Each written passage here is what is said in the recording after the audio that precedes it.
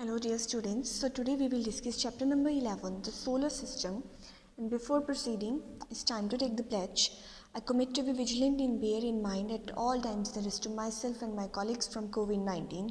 I promise to take all necessary precautions to prevent the spread of this deadly virus. I promise to follow and encourage others to follow the key COVID appropriate behaviors, to always wear a mask, face cover, especially when in public places, to maintain a minimum distance of 6 feet from others, to wash my hands frequently and thoroughly with soap and water. Together we will win this fight against COVID-19. So dear students, today we will discuss very short answer questions from chapter number 11, the solar system. And our first question is, what are orbits? Orbits क्या होते हैं? The 8 planets and the dwarf planets move around the sun in fixed path known as orbits. So जो 8 planets हैं और उनके अलावा जो space में dwarf planets होते हैं वो सन के अराउंड फिक्स्ड पाथ में मूव करते हैं और इसको बोलते हैं orbits.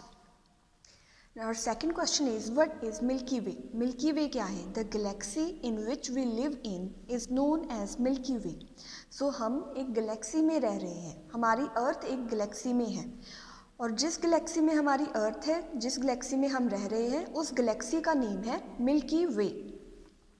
Our third question is, what is a comet? Comet क्या होता है? A comet is a heavenly object that orbits the sun.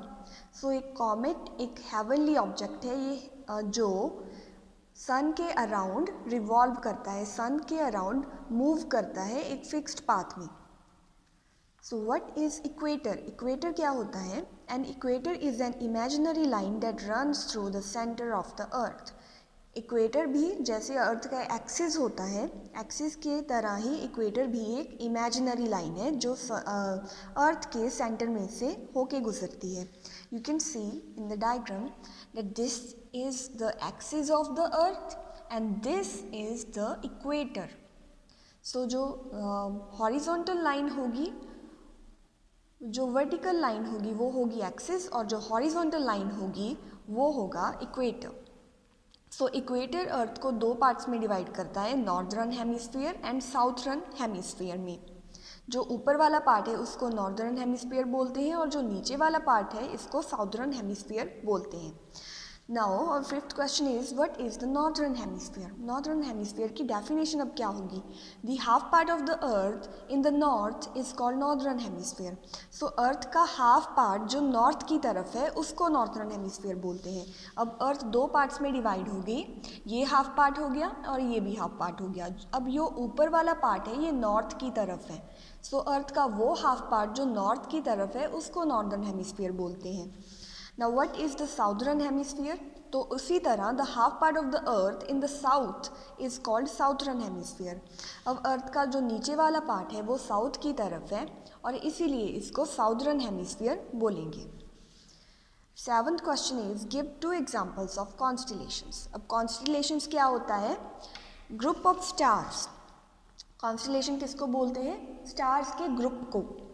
When seen from the earth, they make a recognizable pattern.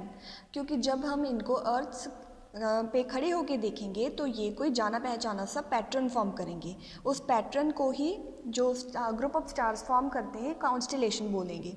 So some constellation which can be easily seen are Ursa Major, Ursa Minor and Orion. तो जो constellation हम easily अर्थ से देख सकते हैं उनके name है Ursa Major, Ursa Minor and Orion. So you can write any examples, any 2 examples. I have written 3 here. Ursa Major, Ursa Minor and Orion are the examples of constellations. So that's all. All the best.